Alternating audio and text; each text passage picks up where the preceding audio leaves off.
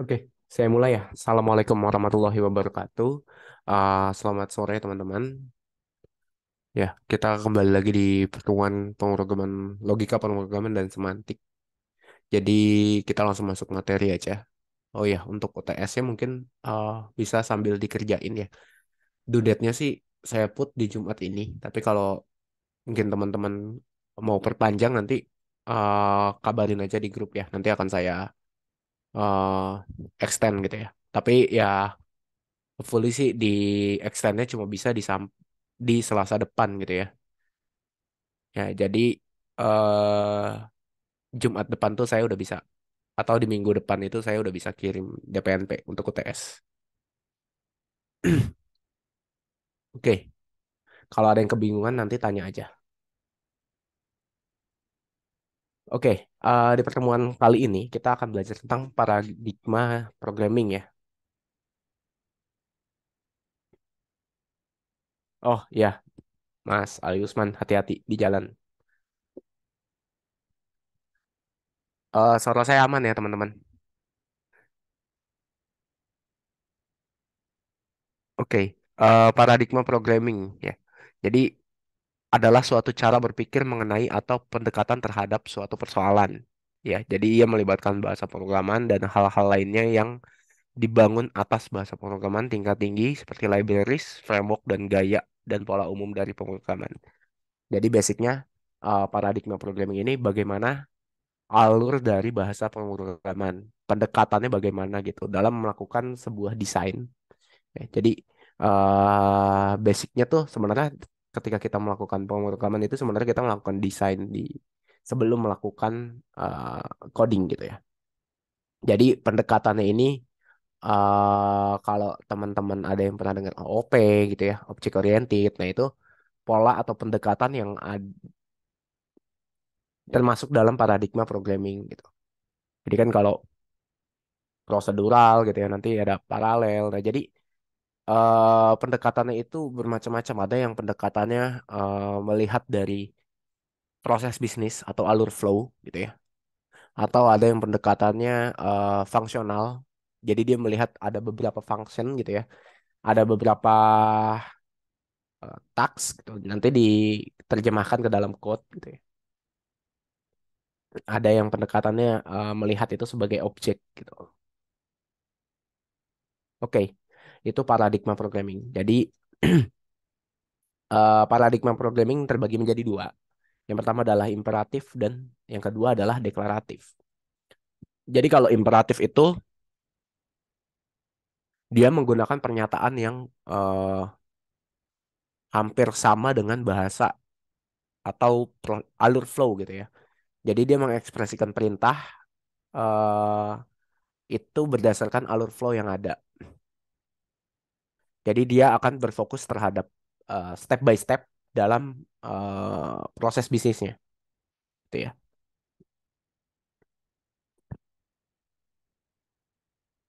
Oke, itu adalah imperatif. Jadi dia pendekatannya adalah real life gitu ya. Dia akan melihat real life. Object oriented ya, objeknya ada apa, customer gitu ya. Prosedural nanti dia melihat dalam proses bisnis itu ada prosedur dalam dia memasukkan ke dalam keranjang belanja gitu ya. Jadi dia pendekatannya atau polanya itu melihat dari real life. Gitu ya. Nah, kalau deklaratif itu membangun program yang mengekspresikan dalam logika komputasi gitu ya. Dia nggak bicara soal aliran flow-nya gitu ya. Jadi dia nggak bicara soal uh, step by step, tapi dia langsung fokus terhadap apa yang dapat dilakukan oleh sistem gitu ya. Ada contohnya fungsional gitu ya. Jadi dia melihat ada fungsi apa aja sih nanti di dalam sebuah sistem. Jadi dia pendekatannya langsung bisa dibilang kalau imperatif dia pendekatannya akan melihat dari as is-nya. Kalau deklaratif dia bisa bicara langsung ke to be-nya. Di mana to be-nya itu ya tetap melihat dari uh, fungsi-fungsi apa aja yang ada dalam as is.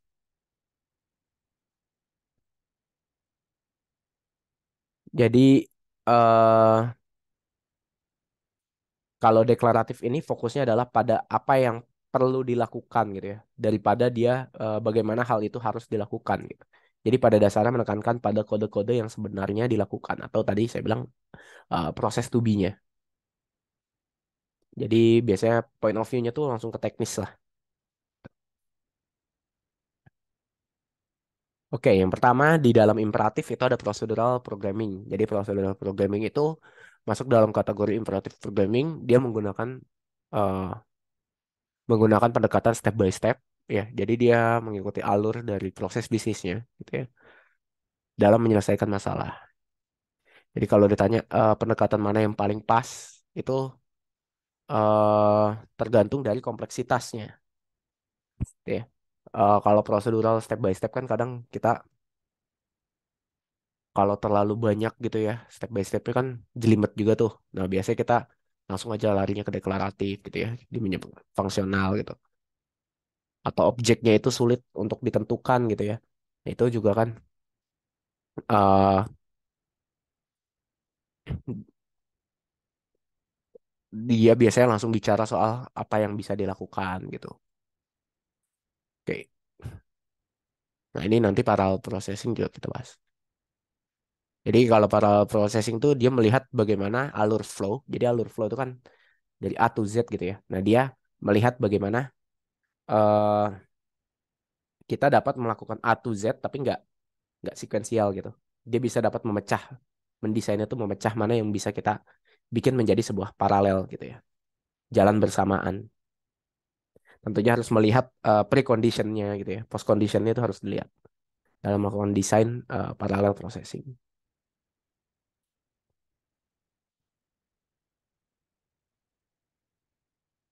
Oke.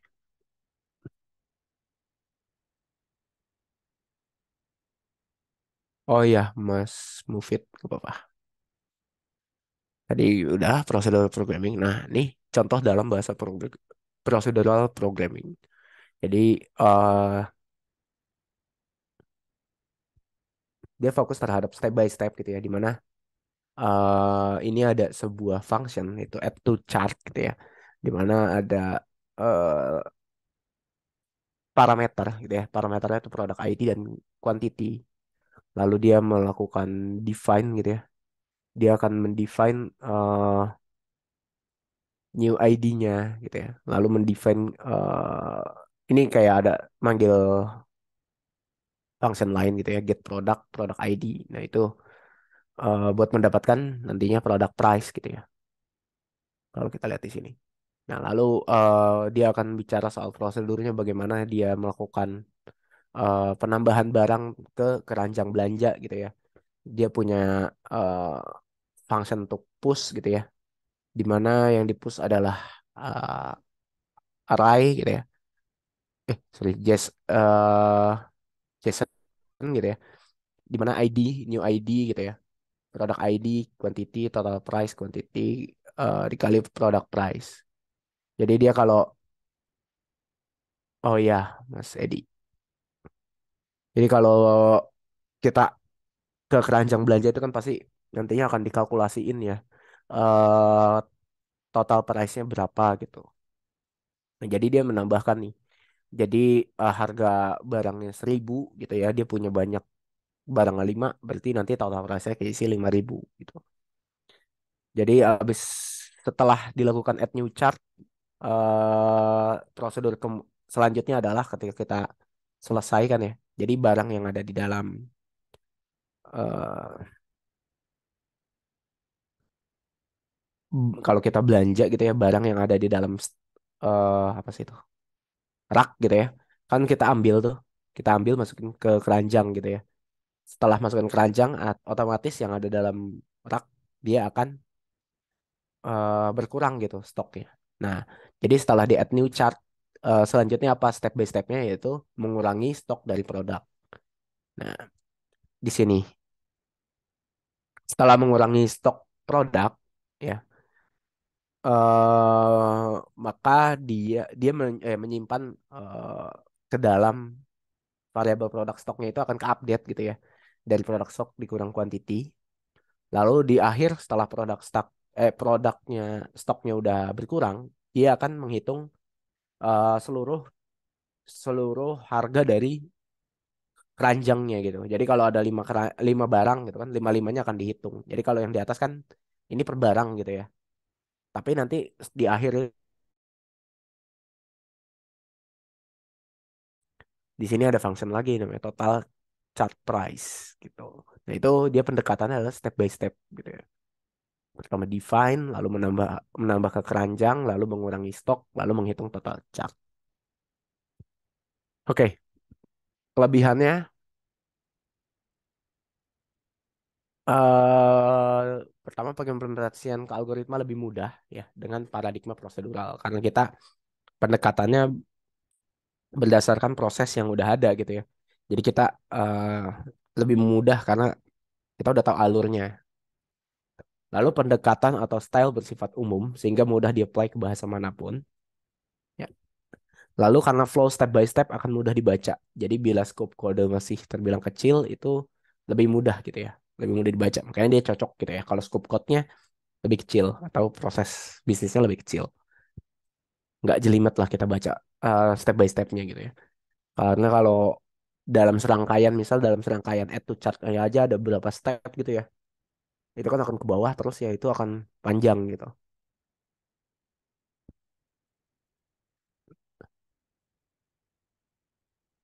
Oh ini sorry, ini harusnya kelemahan. Jadi kelemahan prosedur programming adalah flow data tidak aman. Karena kalau kita lihat di sini ya, dia eh, ya kebaca banget gitu ya alurnya ngapain. Makanya flow datanya atau aliran datanya tuh kelihatan gitu. Terus kita ya ketika source code-nya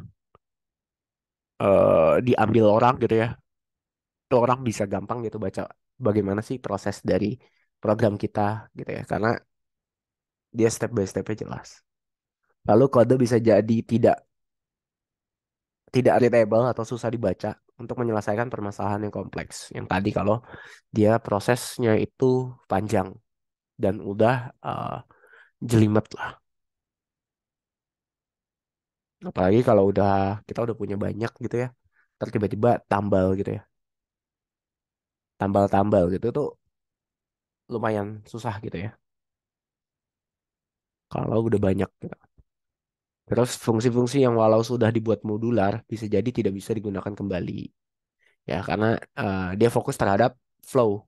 Jadi kita mau menggunakan ini total chart price gitu ya. Kita mikirinnya untuk flow ini aja gitu. Padahal nanti mungkin di kemudian harinya bisa dipakai lagi gitu ya.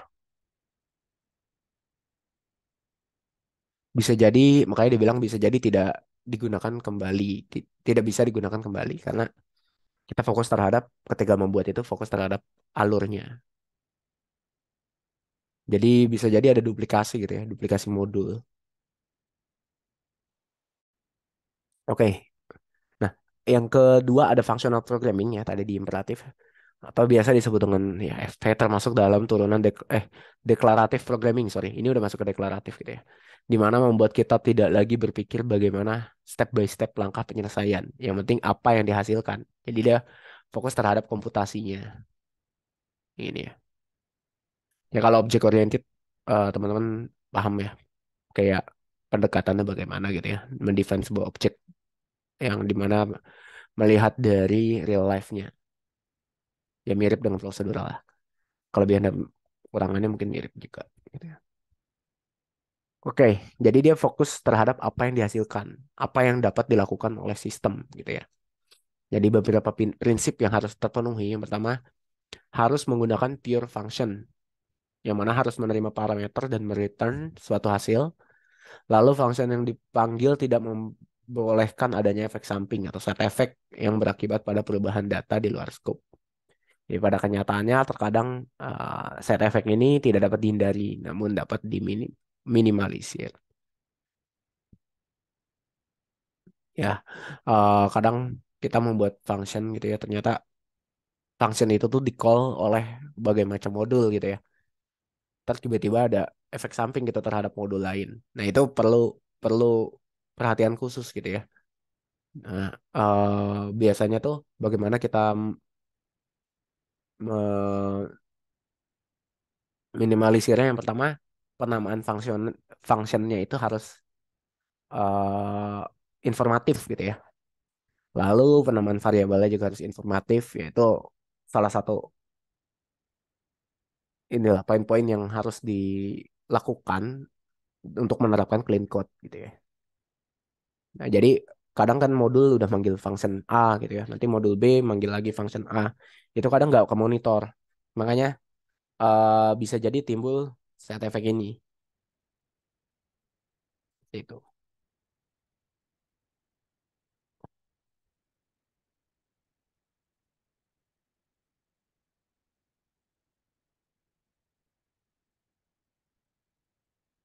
Oke, bagaimana sih contoh pemrogramannya ya atau eh, penggambarannya gitu dalam code? Ya tadi kita ada add to chart gitu ya. Kalau add to chart kan tadi udah jelas gitu ya. Dia fokus terhadap flow. Nah kalau ini dia fokus terhadap langsung fungsinya apa yang dapat dilakukan. Oke, dalam add to chart yang kita tahu pertama kita harus define sebuah produk gitu ya. Di mana produknya itu isinya adalah ID, name, stock, dan price contohnya. Oke, lalu dia akan mendefine eh, sebuah variabel charts gitu ya. Nah, lalu dia fokus terhadap oke, kita dalam functionnya nanti perlu ada yang kita akan perlu mendapatkan sebuah produk. Ya udah, dia bikinlah tuh function get product di mana parameternya adalah ID, lalu returnnya adalah produk ya. Jadi find produk produk ID sama dengan ID. Jadi returnnya adalah data produk, produk yang di atas tuh ya, yang udah di define. Oke, jadi dia nggak fokus terhadap flow, dia benar-benar kayak fokus terhadap function ini, get product. Jadi bisa jadi urutannya beda-beda gitu ya. Ini kebetulan get product, reduce stock, total card price bisa jadi nanti dia reduce stocknya dulu gitu di atas. Gitu. Jadi dalam melakukan desainnya tuh dia akan langsung mikirin ininya nih, get product, reduce stock, total chart price. Enaknya kalau kayak gini, ketika kita mengerjakan bareng gitu ya, kita mengerjakan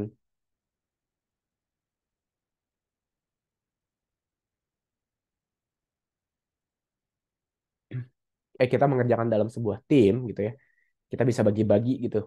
Oh, ini ada function untuk get product, tolong dong dibuatin get productnya seperti apa.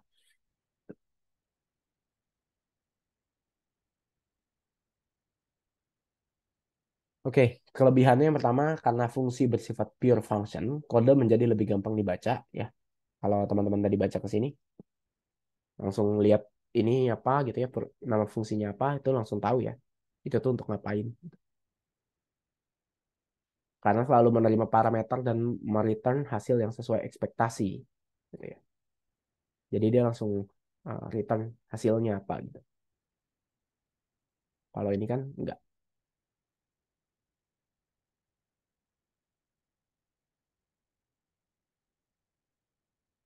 Oke, function menjadi lebih reusable ya. Tadi bisa di call di berbagai macam modul. Ya kayak reduce stock itu kan bisa jadi di call lagi gitu ketika ada barang defect gitu ya. Ada barang defect itu kan kita harus balikin nih, balikin eh, balikin barangnya gitu kan. Otomatis stok akan berkurang gitu. Stok yang udah ada di gudang misalkan. Halo, halo, suara saya masuk? Masuk, Pak. Masuk ya?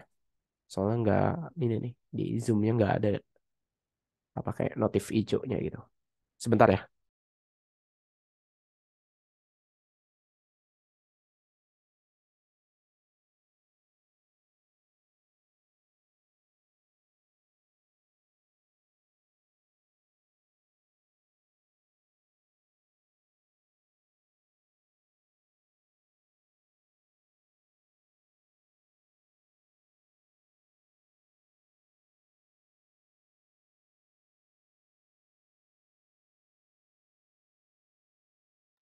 Oke.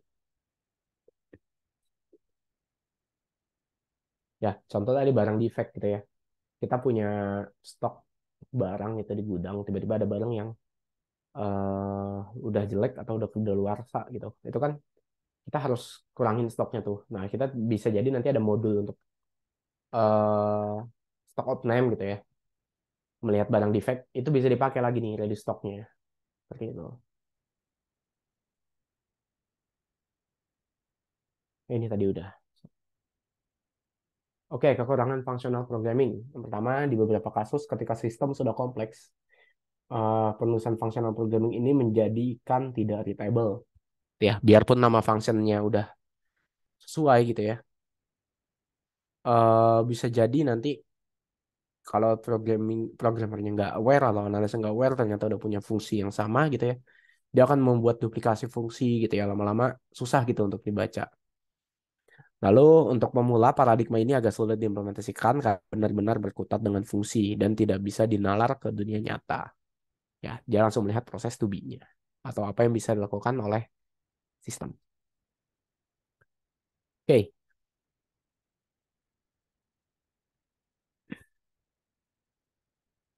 bentar. Concurrent programming gitu ya. Jadi bagaimana cara menghadapi banyak pekerjaan sekaligus. Jadi konkurensi ini berkaitan dengan cara dan bagaimana membuat struktur dan cara kerja, ya, sehingga banyak pekerjaan bisa dikerjakan secara bersama.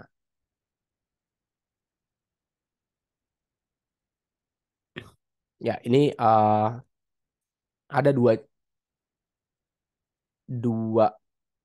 task gitu ya. Ada dua pekerjaan. Yang pertama, si karyawan ini harus memperpanjang SIM. Lalu yang karyawan ini juga harus mengerjakan pekerjaan kantor. Nah, jadi kalau concurrent ini dia akan mengerjakan dua pekerjaan sekaligus. Dia tapi nggak nggak secara bersamaan gitu. Dalam waktu yang sama ya, nggak secara bersamaan dalam waktu yang sama, tapi dalam alur flow yang sama gitu ya, A to Z, tapi dia bisa mengerjakan dua pekerjaan gitu. Biasanya di sela-selanya gitu ya. Ini kalau dia lihat karyawan pertama cek kesehatan gitu ya. Lalu habis cek kesehatan dia akan menunggu sampai ke pembayaran, maka dia melakukan kerjaan kantor. Setelah pembayaran, dia menunggu lagi, dia masuk kerjaan kantor. Nah, itu concurrent. Jadi bagaimana activity atau task itu diselipkan ke dalam serangkaian eh, program gitu atau modul gitu itu. Penyerahan berkas, terus dia menunggu kerjaan kantor lagi sampai selesai. Jadi di antara proses menunggu giliran, kerjaan kantor dapat dikerjakan. Jadi bisa dibilang karyawan itu dia cerdas gitu ya. Dia membawa laptopnya ke tempat pembuatan SIM, sehingga selama menunggu 4 jam dia bisa bekerja sehingga sisa pekerjaan tinggal 1 jam saja. Ya. Total waktu 7 jam. Jadi karyawan nggak perlu lembur gitu ya. Daripada dia menunggu, dia ngerjain kantor. Ya tentunya kalau concurrent gini, utilisasi dari server gitu pasti akan meningkat gitu ya. Karena dia akan selalu ditembak gitu ya. Akan selalu ada activity gitu ya. Akan selalu ada task yang berjalan seperti itu. Tapi itu bagus untuk meningkatkan performa dibanding performanya ada yang idle gitu ya. Tapi kayak gini tuh harus pinter-pinter gitu. Kita harus pinter-pinter mana yang bisa dikerjakan selagi idle atau eh, jangan sampai ini kan ada kerjaan kantor gitu ya. Ternyata pembayarannya itu jadi ketunda gitu ya. Karena adanya kerjaan kantor. Nah, itu kan sedangkan yang mandatory misalkan yang atas gitu ya. Jadi teman-teman dalam mendefine atau mendesain si flow-nya itu harus melihat dari priority-nya gitu ya. Task priority-nya juga harus dicek gitu ya. Oke, ini contohnya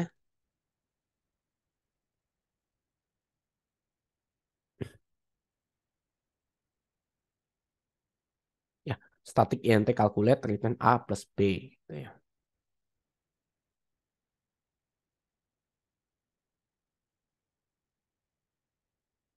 Ya, ini salah satu concurrent, dia sekuensial tapi dia cukup padat gitu ya. Jadi kalau yang tadi di sela-sela gitu ya. Nah, selanjutnya ada paralel. Oke. Paralelisme adalah bagaimana melakukan banyak pekerjaan dengan serentak. Dengan kata lain, eksekusi banyak pekerjaan secara bersamaan dalam waktu yang sama gitu ya. Jadi keunggulannya yang pertama efisiensi. Dengan pengerjaan yang efisien, lebih banyak taks yang dapat dikerjakan secara bersamaan gitu ya. Lebih cepat dalam pengerjaan banyak taks.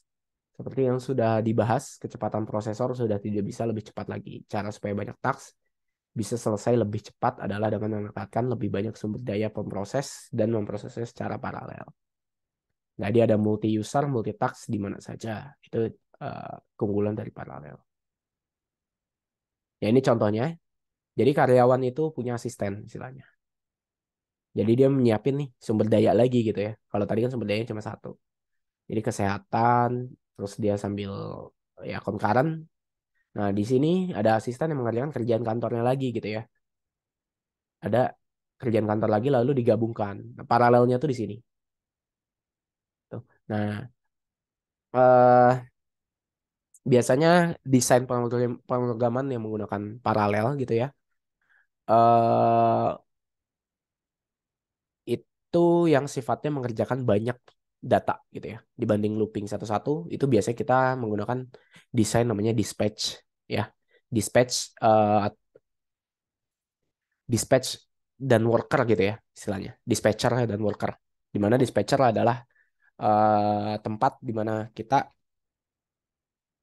me- membagi beban gitu ya. Misalnya kita membagi beban yang tadinya bebannya ada 1.000, kita bagi menjadi ke beberapa worker. Misalkan ada 5, itu ya 1.000 bagi 5, jadi masing-masing kedapatan beban 200, seperti itu.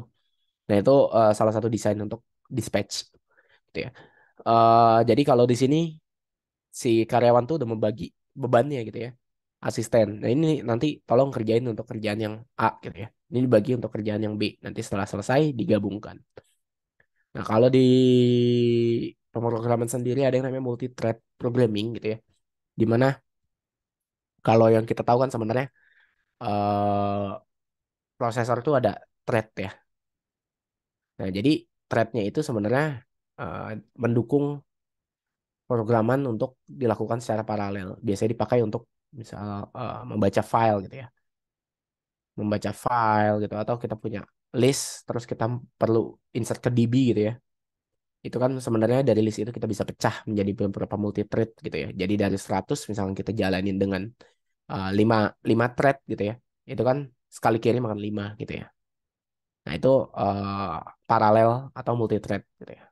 Tapi dalam desain juga ada yang namanya itu ya, paralel. Jadi kita benar-benar kayak melihat dari banyaknya data ini bagaimana biar cepat selesai kita bagi gitu ya ke dalam beberapa worker gitu ya. Misalkan asisten ini berupa server, karyawan ini server juga gitu ya. Kita membagi deh ini kerjaan kantor kita bagi ke server yang satu gitu. Bebannya nanti ada lagi asisten di bawah. Oke, kita bagi lagi ke asisten yang itu. Jadi ada proses dispatch gitu ya. Proses membagi beban. Lalu ada proses untuk mengerjakan atau biasa disebut worker. Oke, ini contoh parallel programming dalam Java. Jadi nggak semua pemrograman ada multi multi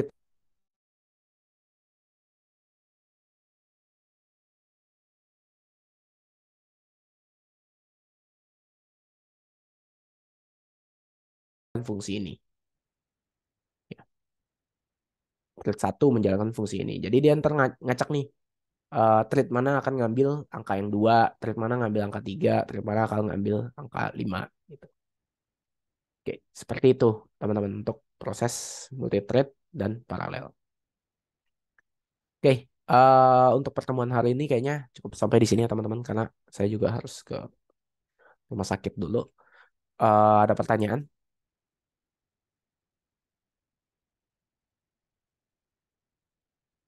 Kalau nggak ada UTS-nya nanti sampai Jumat. Kalau memang Jumat kan tanggal merah ya, saya extend ke Selasa ya. Oke, teman-teman,